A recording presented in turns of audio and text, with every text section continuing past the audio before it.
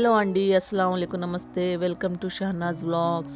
ఈరోజు ఒక healthy lunch box రెసిపీని చూపిస్తాను. చాలా టేస్టీగా ఉంటుందండి.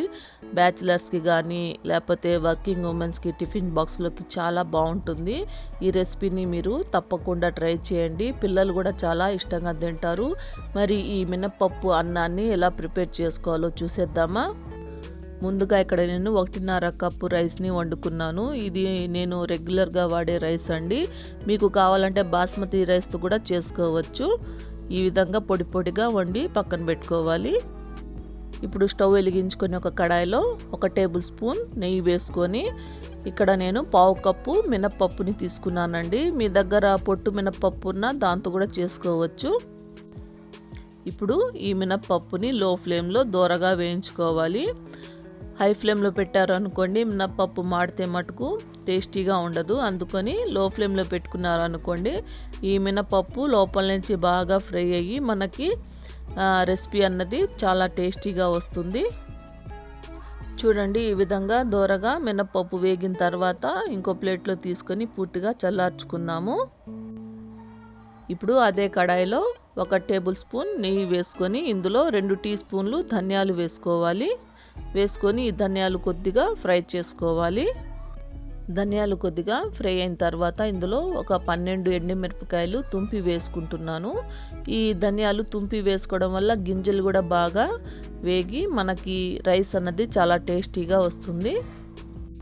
ఎండుమిరపకాయలు ఫ్రై అయిన తర్వాత 1 కప్పు పచ్చి కొబ్బరి వేసుకొని మరో 2 నిమిషాలు వేయించుకోవాలి. ఇందులో చింతపండు ఒక 2 రెమ్మలు కొద్దిగా వేసుకొని మరో 2 నిమిషాలు లో ఫ్లేమ్లో వేయించుకొని ఇవి బాగా వేగిన తర్వాత స్టవ్ ఆఫ్ చేసేసి వీటిని పూర్తిగా చల్లార్చుకోవాలి.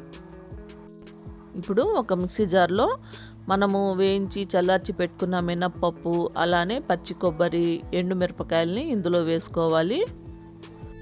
ఇప్పుడు వీటిని మెత్తటి పౌడర్లా చేసుకోవాలి. నీళ్లు అస్సలు వేయకూడదండి. చూసారా, ఈ విధంగా మెత్తటి పౌడర్లా చేసుకొని పక్కన పెట్టుకోవాలి. ఇప్పుడు అదే కడాయిలో 2 టేబుల్ స్పూన్స్ నెయ్యి వేసుకొని ఇందులో పోపు దినుసులు ఆవాలు, జీలకర్ర, మినప్పప్పు, శనగపప్పు వేసుకొని దోరగా వేయించుకోవాలి. పోపు దినుసులు ఫ్రై అయిన తర్వాత ఇందులో 2 ఎండుమిరపకాయలు, 2 పచ్చిమిరపకాయలు, 1 రెమ్మ కరివేపాకు వేసుకొని మరో 1 నిమిషము లో ఫ్లేమ్లో వీటిని వేయించుకోవాలి. చూడండి, తాలింపు బాగా వేగిపోయింది. ఇప్పుడు ఇందులో మనము గ్రైండ్ చేసి పెట్టుకున్న ఈ పౌడర్ని ఇందులో వేసుకోవాలి.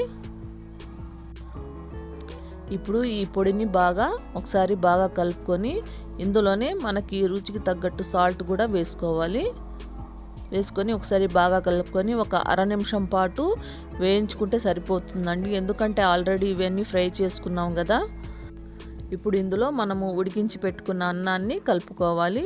ఈ పొడికి ఎంత అన్నం పడుతుందో మీరు చూసి కలుపుకోండి. కొద్దిగా స్పైసీగా తినేవాళ్ళైతే తక్కువ రైస్ని కలుపుకోండి. అలానే తక్కువ స్పైసీ తినేవాళ్ళు ఎక్కువ రైస్ని కలుపుకోండి.